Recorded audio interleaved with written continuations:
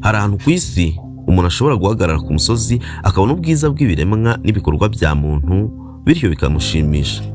Ariko hari n'ahandi hantu umuntu ashobora kunyura agasanga inzira ubwayo isa n'ikigeragezo cy'ubuzima.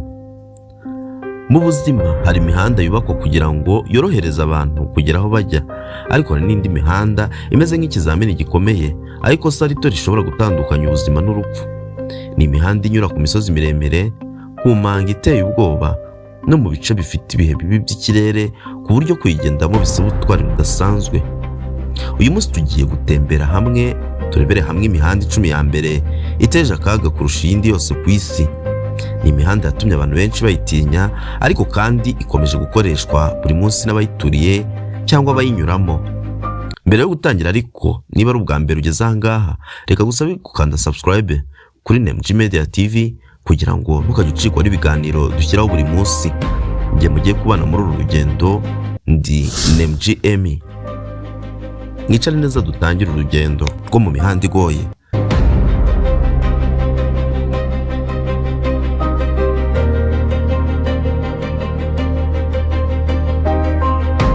Ku ikubitiro reka duhere ku muhanda wa 10, umuhanda witwa Zojila Pass, umuhanda uherereye mu gihugu cy'Ubuhinde. Iyo umuntu arebye uyu muhanda ku ikarita ashobora gutekereza ko ari umuhanda usanzwe mu misozi, ariko iyo ugeze aho uri uhita usanga ari umwe mu nzira zitinyitse cyane muri Aziya yose. Zojila Pass uhuza Kashmir na Ladakh mu Buhinde. Uherereye ku butumburuke bwa metero zirenga 3500 hejuru y'inyanja. Bivuze ko uri hejuru cyane kurusha imisozi myinshi abantu bamenyereye kubona. Uburebure bw'uyu muhanda ni hafi ibirometero 25 by'igice gikomeye cyane. Ariko ikibazo si uburebure gusa, ikibazo ni uko usanga ahantu henshi ari muto cyane ku buryo imodoka ebyiri zinyurana bigoranye. Mu gihe cy'itumba urubura rushobora gutwikira uyu muhanda wose, mu mpeshyi nawo hakaba ikibazo cy'ibihuhusi, ibihu ndetse n'inkangu. Hari igihe amabuye manini amanuka ava ku misozi akagwa mu mihanda. Muri Werurwe 2026 abantu 7 basize ubuzima nyuma y'ikorwa ry'urubura ryaguye rutunguranye, ibintu byongeye kwibutsa isi yose ubukana bw'uyu muhanda. Iyo ugeze kuri Zojila usanga ikosa rito ry'umushoferi rishobora guhindura urugendo rwiza rukavamo impanuka ikomeye. Niyo mpamvu benshi bavuga ko gutwara imodoka hano bisaba ubutwari, uburambe ndetse n'amahirwe. Ku mwanya wa 9 turasanga yitwa Ferry Meadows Road mu gihugu cya Pakistan. Niba ari umuhanda ushobora gutuma umutima utera cyane kurusha ibisanzwe, ushobora kuba ari uyu nguyu. Ferry Meadows Road uherereye mu majyaruguru ya Pakistan hafi y'umusozi wa Nanga Parbat, umwe mu misozi miremire kandi yica abantu benshi mu bazamuka ku isi. Uyu muhanda ufite uburebure bwa kilometero hafi 16 zonyine, ariko si kilometero ziteje ikibazo, ahubwo uzwi ku isi yose nk'umwe mu mihanda iteje akaga cyane. Nta byuma birinda imodoka kugwa mu manga bihari, ariho ubwaguke bwawo buba bungana kinyabiziga kimwe. Ku ruhande rumwe uba ufite urukuta rw'umusozi, ku rundi ruhande rukaba ukuzimu kurekure cyane. Abashoferi baho bavuga ko ikosa rimwe gusa rishobora gutuma imodoka ibura burundu. Uyu muhanda wazamutse cyane ukwamamara nyuma yo gushyirwa ku rutonde rw'imihanda iteje akaga cyane ku isi. Mu minsi mike ishize impanuka y'imodoka yajyaga muri Ferry Meadows yahitanye abantu 7 nyuma yo kugwa mu manga. Nubwo bimeze gutyo, buri mwaka ibihumbi by'abakerarugendo biracyawunyuramo bigiye kureba ubwiza budasanzwe buboneka ku ndunduro y'urwo rugendo. Ku mwanya wa 8 turasanga umuhanda wa Harsema Highway uba mu gihugu cya Philippines. Tuvuye muri Pakistan, urugendo rwacu ruratwerekeza muri Philippines, igihugu kigizwe n'ibirwa byinshi kandi bizwiho imisozi ihanamye. Harsema Highway ni umwe mu mihanda miremire yo mu misozi yo muri Philippines. Uburebure bwayo bugera kuri kilometero zirenga 150 kandi uca mu misozi miremire y'akarere ka Cordillera. Icyo abantu benshi batinya kuri uyu muhanda ntabwo ari ubutumburuke gusa, ahubwo nibiza biwugwirira buri mwaka. Imvura nyinshi, inkangu, ibihu n'ibyondo ni ibintu bisanzwe ku bawunyuramo. Hari ibice by'uyu muhanda biri ku butumburuke bwa metero zirenga 2200 hejuru y'inyanja. Mu gitondo na nijoro Ibi bihu bishobora gutuma umushoferi atabona neza metero 20 imbere ye. Mu myaka yashize inkangu nyinshi zagiye zihitana abantu ndetse zigafunga umuhanda iminsi myinshi. Abaturage batuye bavuga ko kuri buri rugendo ruba rusaba amasengesho mbere yo guhaguruka. Ariko nubwo uteye akaga, uyu muhanda ni ingenzi cyane kuko ari wo uhuza abaturage bo mu misozi n'indi mijyi minini y'igihugu. Ku mwanya wa 7 turasanga umuhanda witwa Taroko Gorge Road mu gihugu cya Taiwan. Tekereza umuhanda waciye hagati mu rutare rukomeye, aho ku ruhande rumwe hari urukuta rw'umusozi, ku rundi ruhande hakaba hari ikibaya kirekire cyane. Ngiyo Taroko Gorge Road. Uyu muhanda uherereye muri Taiwan kandi uzwi cyane kubera ubwiza bwawo n'akaga kawo.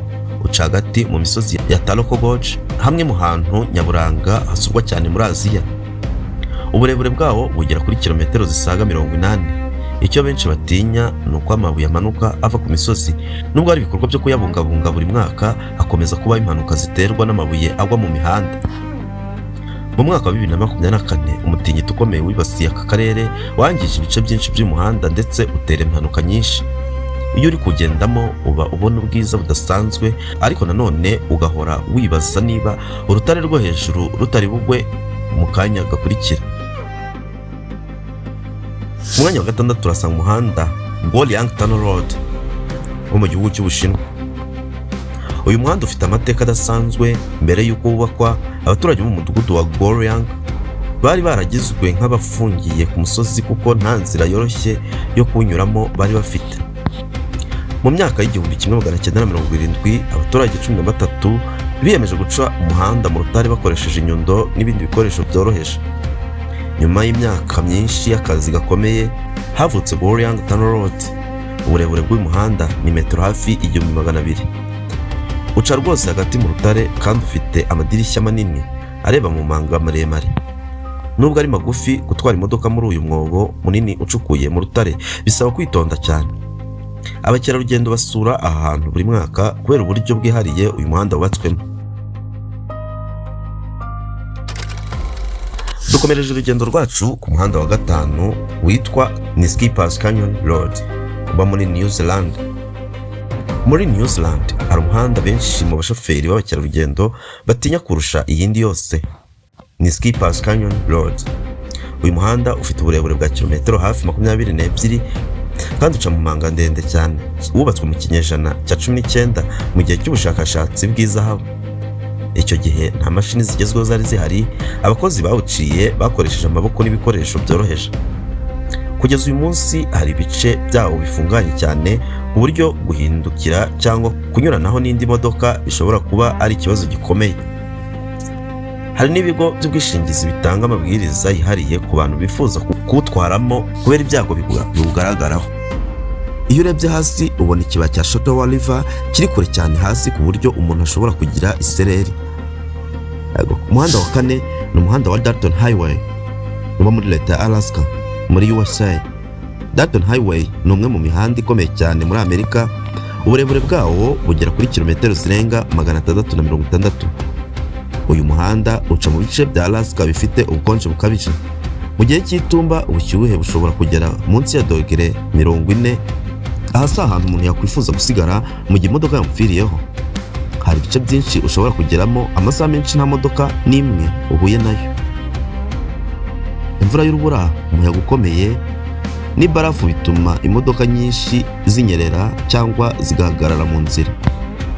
Abashoferi b'amakamyo bakoresha umuhanda bavuga ko uyu muhanda ari umwe mu mihanda igoye cyane mu mihanda batwariramo ku isi.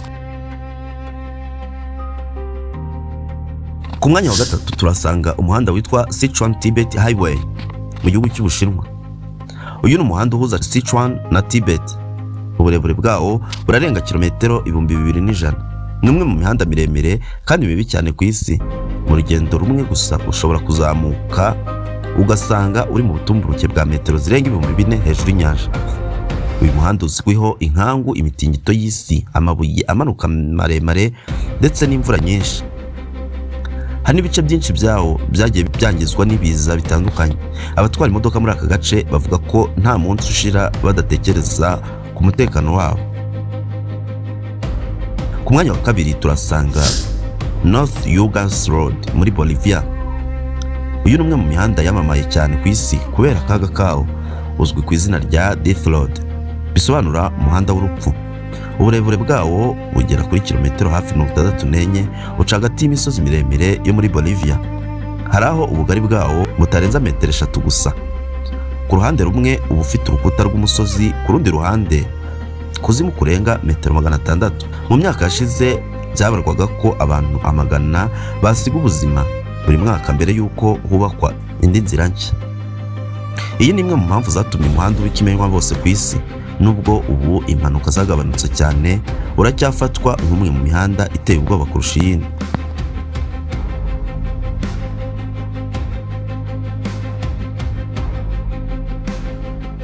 Ku mwanya wa mbere turasanga umuhanda tutari buvuge izina, mwebwe ubwanyu muri buvuge muri comment section zanyu. Urabishobora araza guhabwa amafaranga 5,000 by'amanyarwanda. Urandika nimero yawe hasi, uvuge izina ry'umuhanda maze uvuge n'igihugu uherereyemo. Kugira ngo dukomeze kwagura umuryango wa Nemg Media Tv, reba neza niba warakoze subscribe kuri Nemg Media Tv. Nge mwabanaga muri iki kiganiro nitwa Nemg Emi. Mugira amahoro y'Imana.